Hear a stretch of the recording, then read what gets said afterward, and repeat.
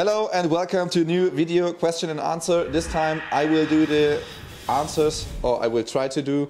I'm sorry if I do some mistakes in the language, not too fit with that, like Jan or someone else, so hopefully my language is good enough for today. So let's start with the first question. Yes, question from point A to A. Thank you for continuing with these English videos. The channel deserves more subscribers. Can't wait to see how the ND ITB tuning goes for you guys. On an unrelated note, what are your thoughts on the new GR86? It seems to have the most of the right ingredients of making an engaging driving experience, but it would have been nice if the front suspension design was a double wishbone layout like the MX-5 for alignment purposes.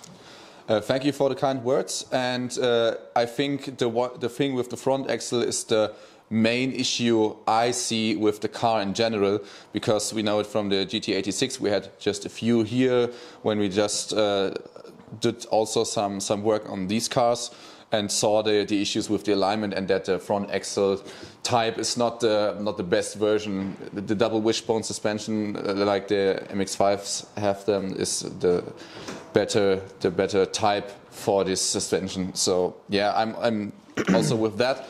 The rest of the car seems okay. I don't like the look too much.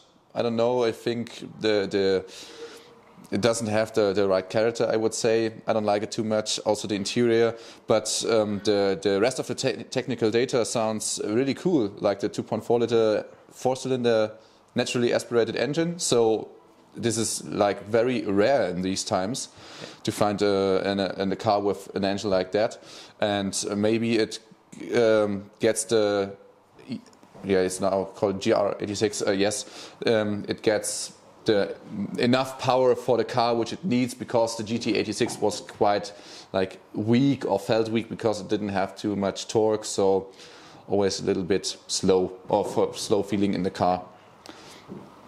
Yes, Velocity GT asks, do you guys have any workshops in Australia that you trust to do work for you? We do not have partnerships or something like that to Australia. But Jan knows more or less well, because he was there, Pack Performance. He just was in Australia many years ago for a longer time with his girlfriend, and he visited this company, and he was very, like, how's it called? Yeah, like satisfied of the work he saw in the workshop, and also from the built cars, also on the pictures which you can see, for example, on Facebook. This looks very, very like very proper work, but I don't know whether they work on these cars, so I don't know that. And we do not know any other company or bigger company in Australia which is doing Mazda or MX-5 in a bigger style like we are doing that. Yeah. Sorry for that. But I think our stuff could be installed by every workshop which is able to do a proper work. I don't see any issue. Yeah, I think therefore tuning companies will be a little bit more found on that.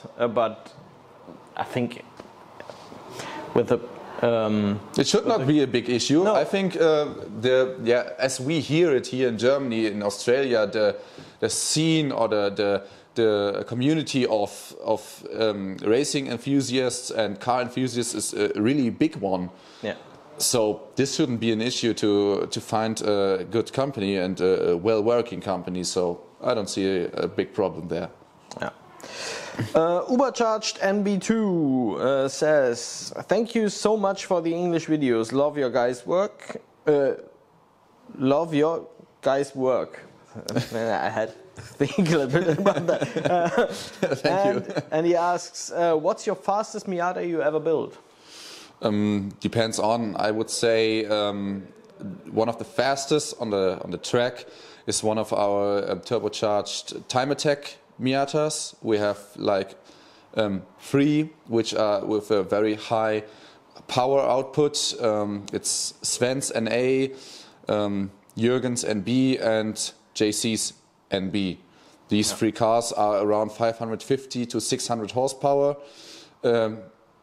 yeah, horsepower. Yeah. Then always with sequential gearbox from Quive.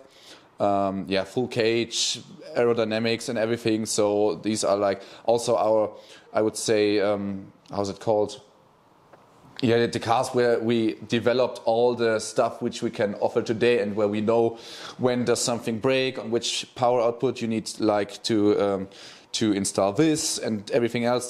These cars are like they made the company to what it is today. So this is like the fastest race cars, the fastest car for the street, or the strongest, I would say, would be Björn's. Yeah, I think so. Björn's for now, because it's a 1.8 liter with I cannot say, I think enough horsepower. Enough horsepower. Plus a little bit. Plus a little bit, yes. And it was also, I think, the first street car we had a BMW transmission swap inside. So it was also like a, I would say, is it called Halo car? I'm not sure. Yeah, something like that. Yeah. Yeah, and or this type, I was not sure with the vocabulary.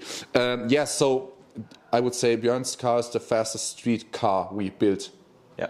Yeah, or the strongest one. The question is it the right type of car for everyone? Because this is surely fast on the straight, more or less difficult to drive on corners. Yeah, so it depends on what you want to do with it. But yeah, that's it. And it's frightening. Yeah, but Ollie's NA would be close to it. This is crazy fast. Ollie's NA is. It could be also a bit faster, because I think the rear drive is shorter. Yeah, maybe it's not faster in the end speed. Yeah, but top speed is acceleration. Acceleration is yeah, definitely faster. There's a video. You will find it on the eye here. Yeah. With also the other one we can put in. You can see the cars. Sorry for that. It's German. I think these are only German videos. There is no English. Yeah. But you can get an idea of the acceleration and how fast these cars are. So, yeah. Natex says, cold start is always a problem. The OEMs are struggling with it too. Put the cat closer to the exhaust so it gets less delay from an heats up faster.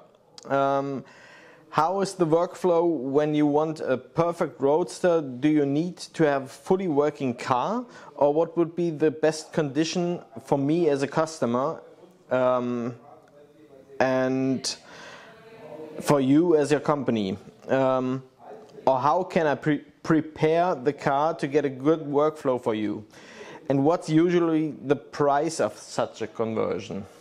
Really good questions. I like that. Yeah. First of all, you're completely right with the position of the catalytic converter. We look on that too when we are preparing the cars for the emission tests. So we're working on that, or like the same idea. The question with the V6 swap, that's really cool. I would say the best condition the car could have to arrive in our workshop is just in a normal, proper condition where everything is running. Because then we know the point from where we are starting. We can do a test drive before, so we can look like, are there like rattling noises where we have to look for if the car is not running, or partly dismounted, disassembled, thank you. Then it's a bit like,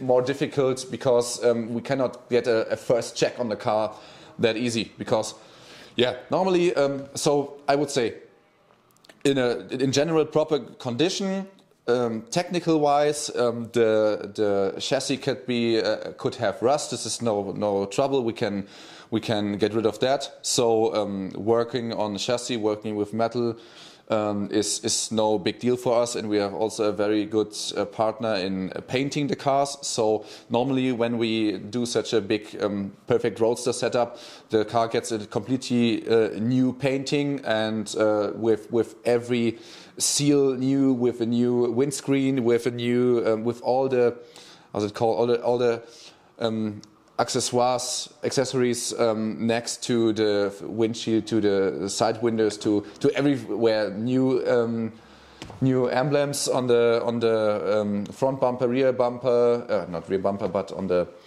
trunk, for example. Everything gets new installation parts also installed, so that everything sits in a proper position and is built together in a good quality. This is very, very important for us. This makes it is also more expensive. It's not cheap. We have displayed, I think it should be still online, we have displayed Miata MX-5 NA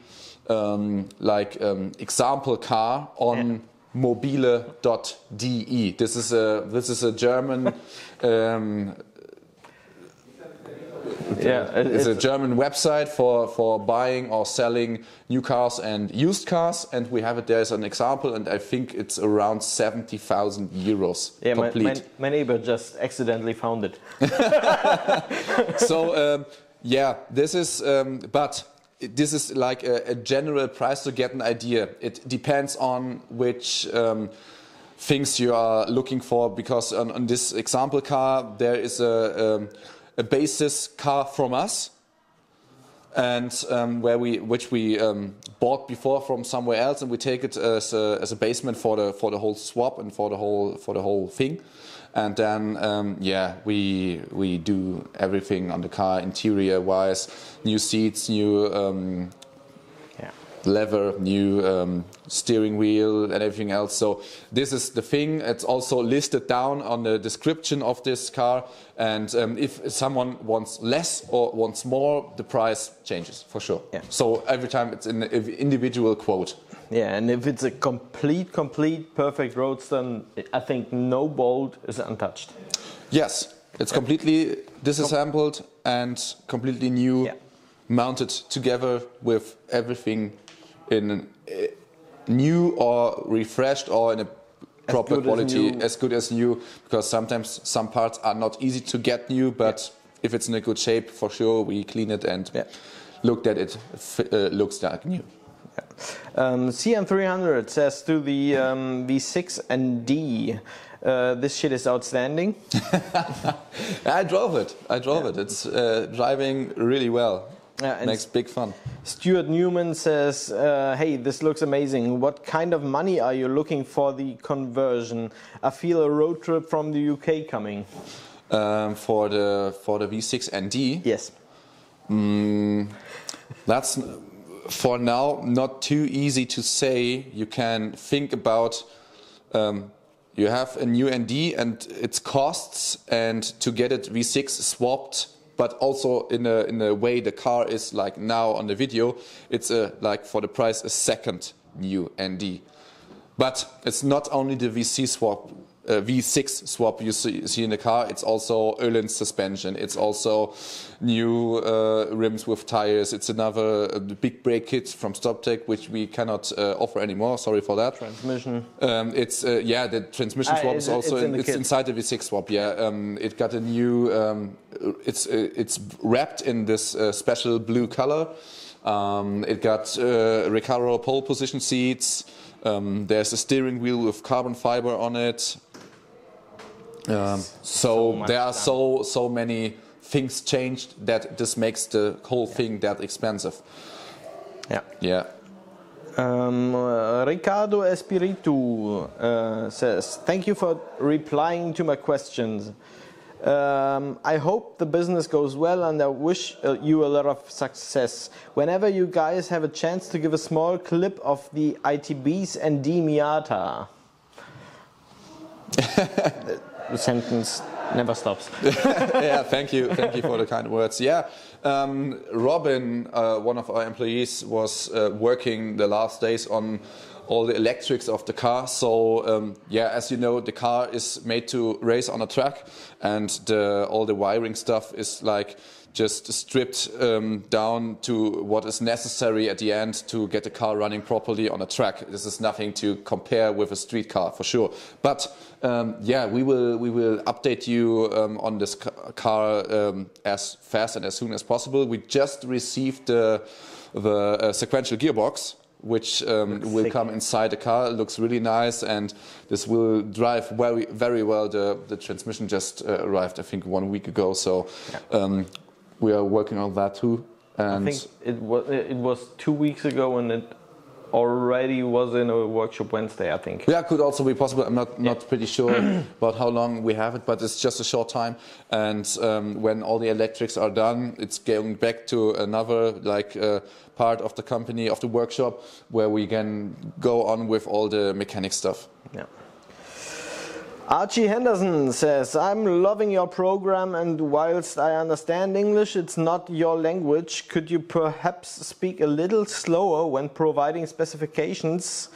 I cannot completely understand what engine model you are dropping in the car L V6 ? Otherwise prima. Thank you. On which video, which car? V6 ND. V6 ND is an LFX swap, so it's from a Camaro 3.6 liter V6 from USA. That's the engine which we swapped inside, and will swap inside in future. Yeah. Just looking for another.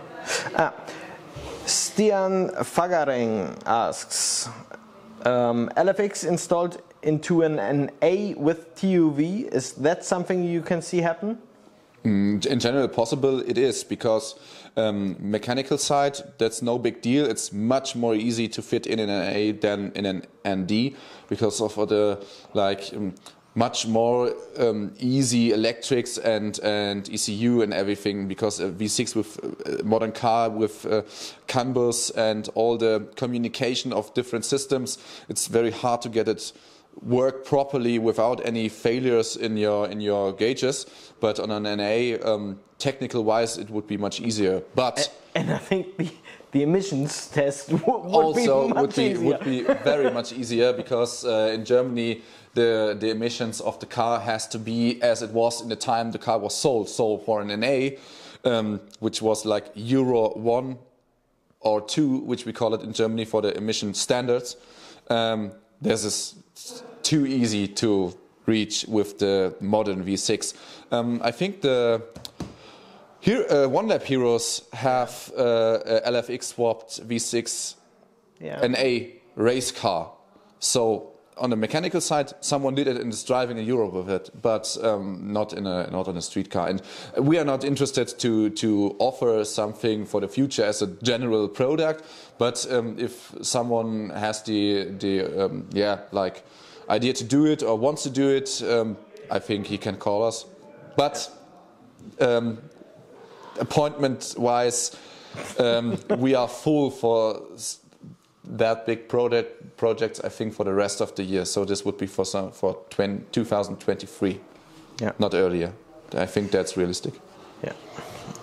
Ethan Pierce says, this looks amazing. Are you planning on making an LFX conversion kit or engine mounts?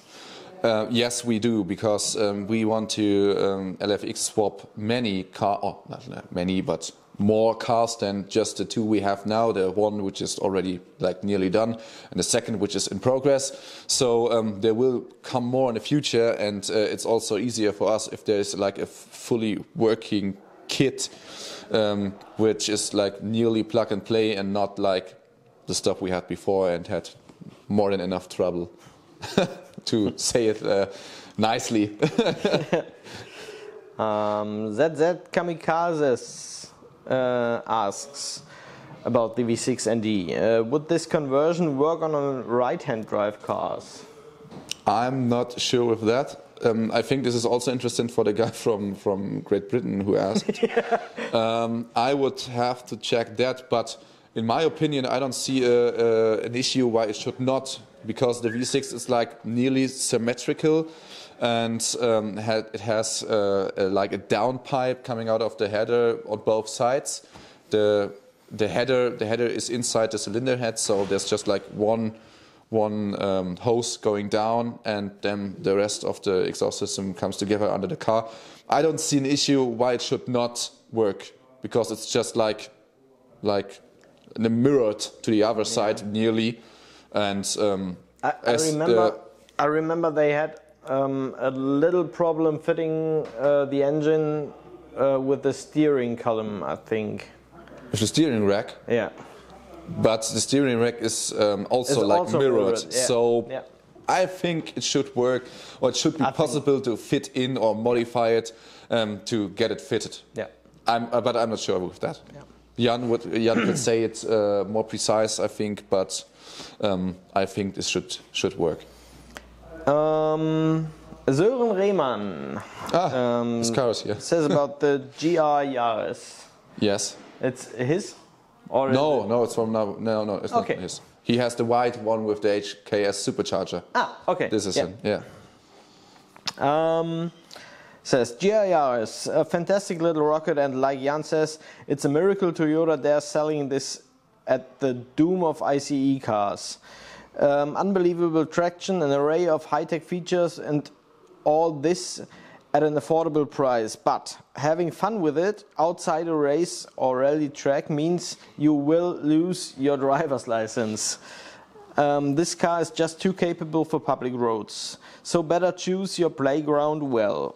The main reason I enjoy my supercharged ND so much, it's all the fun you may ask for at 100 to 120 kilometers an hour on a back road, country road or alpine pass.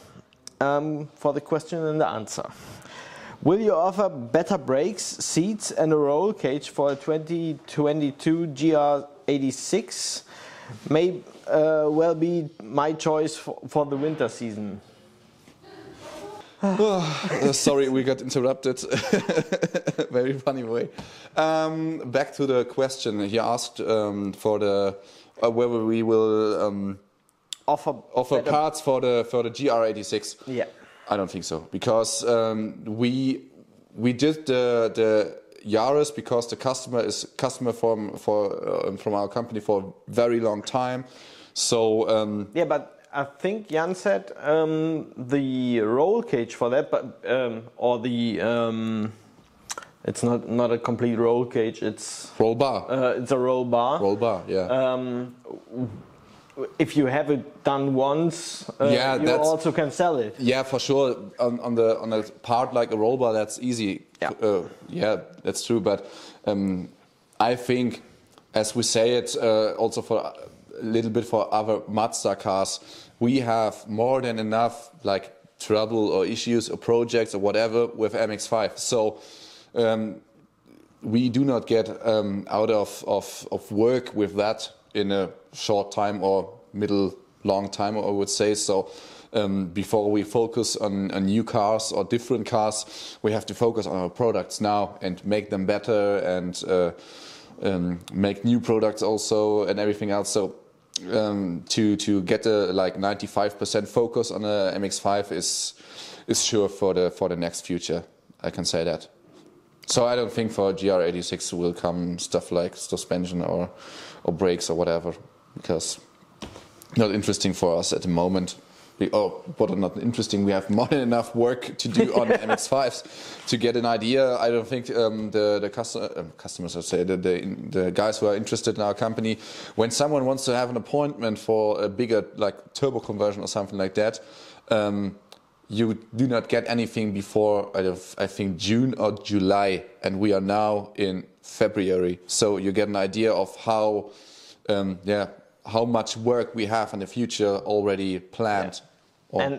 And the one-offs, I think it's even longer. The big one-off. Yeah, for project. sure. That's the 2023 thing I said before. So for sure, just to get an appointment for just a suspension installation with alignment, and then it's done like a one-day job.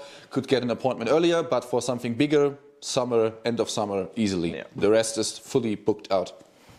And then one last comment I really liked. It's a short one, but I liked it. It's Rob S50.